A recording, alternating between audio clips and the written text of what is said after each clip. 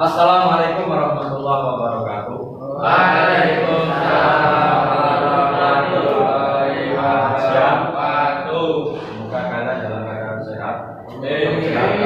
Senantiasa sehat. Sebab dengan sehat kita akan mampu beraktivitas, mampu menjalankan semua kewajiban kita, terlebih juga sebagai seorang pelajar.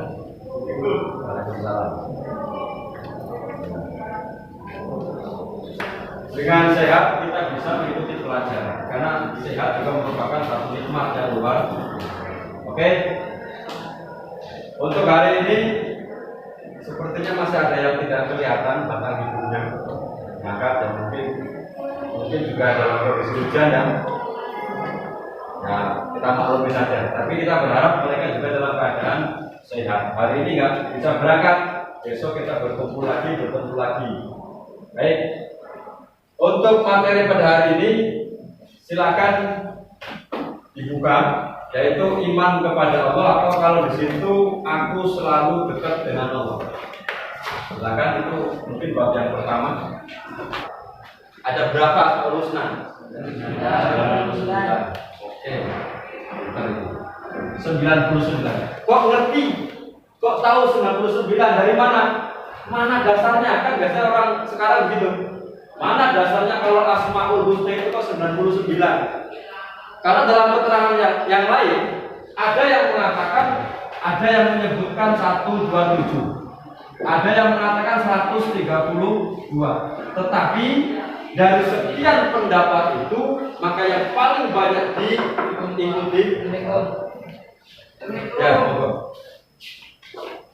dari sekian banyak yang diikuti ataupun katakan diyakini kebenarannya, maka akan sepakat dengan 99 sebagaimana dalam hadis yang diriwayatkan oleh Imam Muslim atau siapa itu ya, Imam Bukhari menyebutkan yang diriwayatkan oleh Abu Hurairah.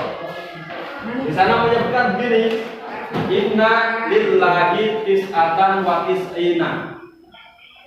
Jadi kalau kalian mengingat kata-kata ini ya, nah,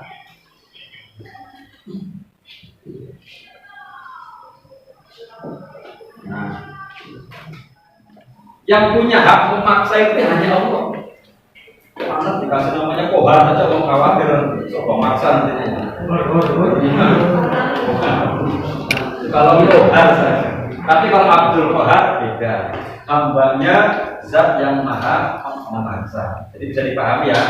Jadi yang dimaksudkan tidak boleh untuk nama orang atau selain orang itu kalau memang langsung mengambil Asmaul Husna untuk nama. Tapi kalau ditambahkan boleh tadi Abdul Rahman, Abdul Rahim, Nur Rahman ya, dan sebagainya. Itu. Jadi kita bisa mindset kita udah masuk di situ. Baik. Di sana dari yang ketujuh itu, yang pertama dalam buku itu adalah Al-Karim. Bahwa Al-Karim itu artinya zat yang maha mulia atau maha leluasa. Dia akan lega hatinya ketika selalu diminta dan diminta. Artinya setiap kali diminta dia pasti akan memberi, pasti akan dengan senang hati memberi. Ini orang loh ya. Kan contohnya gini, misalkan Mas siapa ini? Dahlan. Oh Rizal. Mas Rizal terkenal dengan dermawan. Terus teman-temannya yang satu. So, gitu, kayak gitu ya. Kasih. Ketemu maning, minta lagi. Ketemu lagi, minta lagi. Kira-kira apa? Bosan apa bosan? Pamprot. Kalau manusia ya. Kalau manusia meskipun terkenal dermawan, itu pasti kalau diminta mesti ada bosannya. Tapi kalau Allah beda. Semakin kita sering meminta kepada Allah, Allah akan semakin bisa jadi kan begitu. Bro.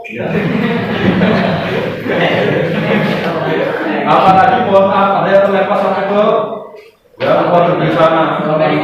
Islandia itu. Nah itu kan nggak ada yang tahu. Maka Jina Al-Jami zat yang maha mengumpulkan. Kemudian ada juga Al-Matin, zat yang maha kokoh, maha kuat.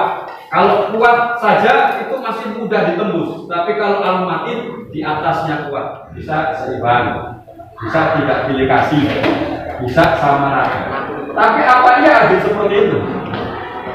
Oke, ternyata dari pemahaman-pemahaman itu coba kita bandingkan. Nih, Masnya punya adik enggak? Enggak punya adik? Pacar punya? Ya, punya pacar. Oke, yang punya adik siapa? Adiknya masih kecil, masihnya punya? Sama saya adik SD. Oke, kita buktikan. Kalau tadi katanya harus sama rata. SD. Kira-kira kalau orang tua ngasih satu sama atau beda? Beda. Berarti adik ternyata harus beda di sini. SD dikasih satu, 2.000 menang, ya kan? Dikasih 2.000 akan dia. SMK adiknya dikasih 2.000, kakaknya dikasih 2.000 mesti protes, betul? Ya, iya. Kenapa kan protes? Padahal sama rata itu sama adiknya, sama-sama anak kandungnya. Kenapa? Kenapa anak SD dikasih 2.000 itu mudah menarik? Karena jajannya juga banyak juga segitu. Tapi kalau SMK kan kebutuhannya juga banyak. Mungkin beli bensin. Mungkin karena nebeng sama teman nggak enak ya diberikan jajan untuk teman juga kan gitu. Jadi kebutuhannya banyak. Maka dari itu adil pengertian yang sebenarnya apa? Jadi kalau kita melihat dari berbagai kasus itu, maka adil secara pemahaman yang benar itu adalah memberikan sesuatu sesuai dengan tempatnya, sesuai dengan kebutuhannya. Itu episode berikutnya. Ya Allah menciptakan lagi, mengembalikan. Yang tadinya kalian biasa dihukum oleh Pak Makmum, bagian Pak Makmum jadi murid kalian. Ya, bagian. Terus apa gitu kan?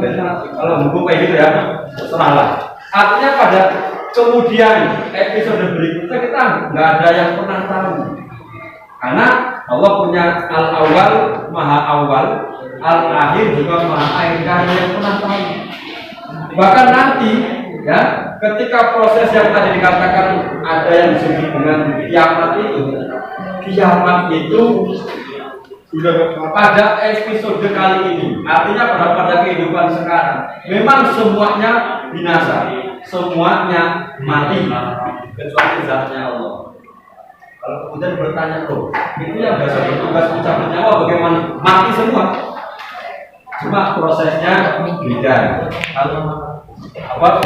Ayat yang menjelaskan tentang Asmaul Husna. Jadi kalau boleh saya kembalikan lagi bahwa Asmaul Husna itu adalah nama-nama yang indah, nama-nama yang baik yang hanya dimiliki oleh Allah. Maka kalau nanti kalian punya anak ya, itu kemudian mau dikasih nama ya sekali lagi jangan langsung Asmaul Husna-nya.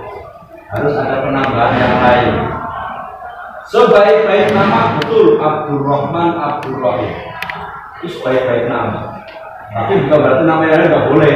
Tetap karena kalau pemahaman kita orang Jawa pun akan mengidentifikasikan bahwa setiap nama pasti punya makna. Mungkin kalian kalau mengingat itu kalian akan teringat orang-orang tua kalian.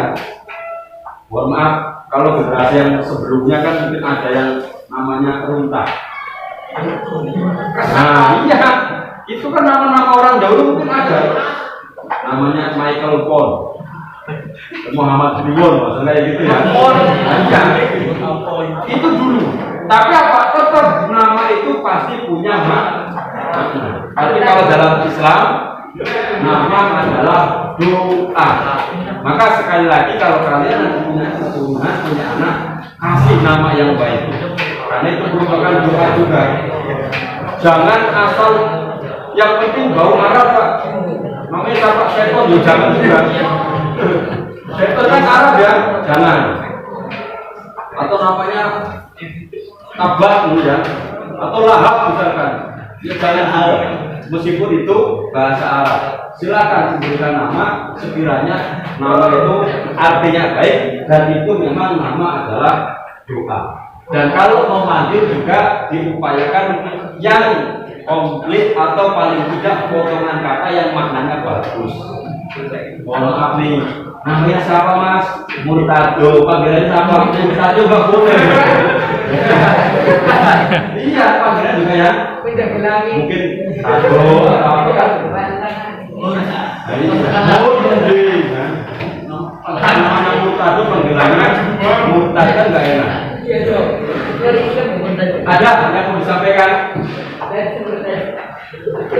dibandingkan sulit dengan yang lain.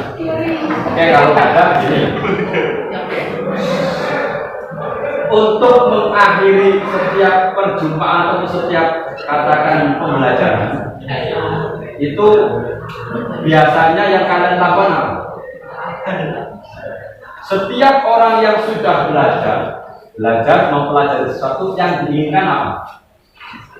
Bisa kayak orang bekerja tentu menginginkan apa hasilnya kan?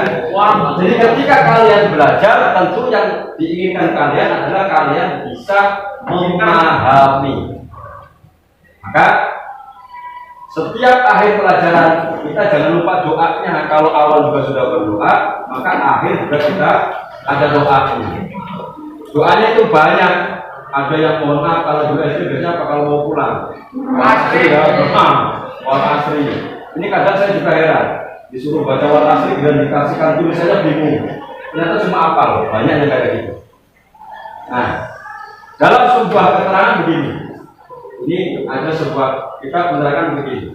Setiap akhir daripada majelis ilmu ataupun majelis pengajian itu supaya begitu bangun, begitu kita berpisah dari tempat tersebut, kita tidak punya dosa, kita tidak punya salah. Artinya apa? Dosa kita dimaafkan, maka baca doa ini.